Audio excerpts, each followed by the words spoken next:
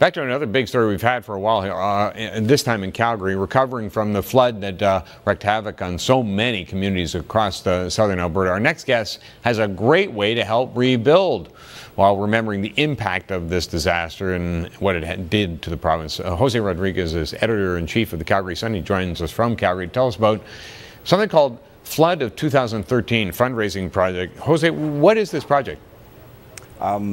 Well, I have one right here. It's a magazine that we've put together, compiling all of the images from the flooding. And I know that you've seen them, and I know Blanchard's out in High River right now, and I think the whole nation's seen the devastation. The other part that hasn't been seen as much has been the volunteer spirit that's come over Calgary and southern Alberta. So we figured out, we want to help too, and we've all gone and cleaned basements and everything else. We wanted to take it a step further. So we decided to do what we do best, and we just took all of our images from our photographers, created a 48-page magazine. The company's been kind enough to swallow all the costs, so 100% of this goes to the Red Cross Relief Fund. How much does it sell for, Jose, and where can I get it? Well, where you are, the easiest way to get it would probably be to go online. There's an online button to purchase it there, but here in Calgary it's available at all Max stores, and we're also finding places to sell it in some of the really hardest hit towns like High River and in the Canmore area and places like that. Yeah, and as I understand it, the price tag is what, $10? $10, and like I said, 100% of that goes to the Red Cross Relief Fund. Okay.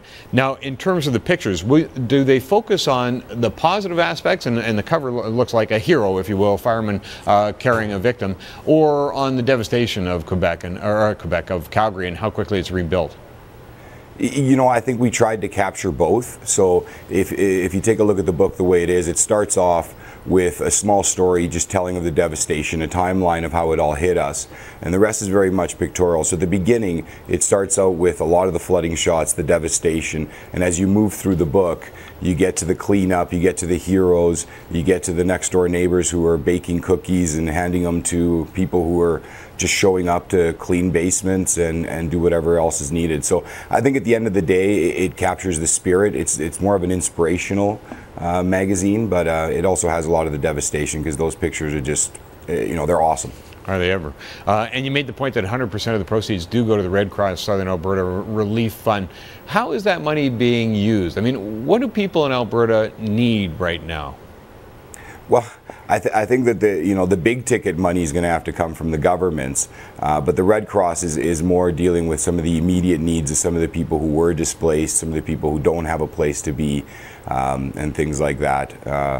The big money is going to have to come from the province and the feds, and it's going to be expensive. I'm going to guess that by the time this is all over, this will maybe the most expensive natural disaster we've had.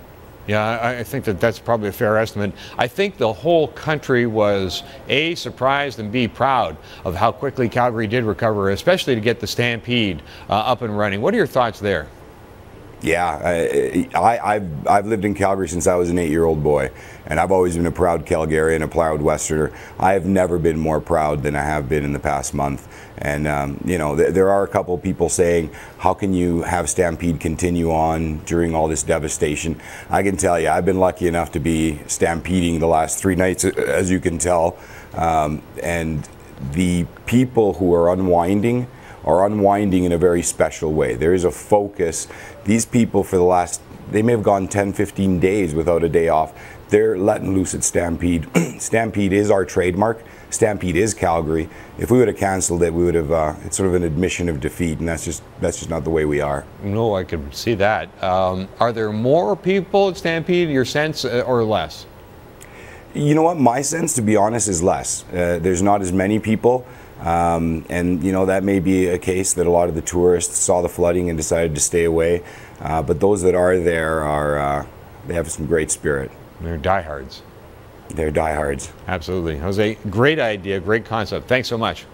Thanks for the time. And go to calgarysun.com to pick up your copy if you're not in Calgary, or drop by a Max store or whatever it is and pick up and put your $10 in. Jose Rodriguez, though, was the Calgary Sun editor-in-chief, and Gina Phillips will have more on the flood of 2013 and the fundraising efforts next hour as well.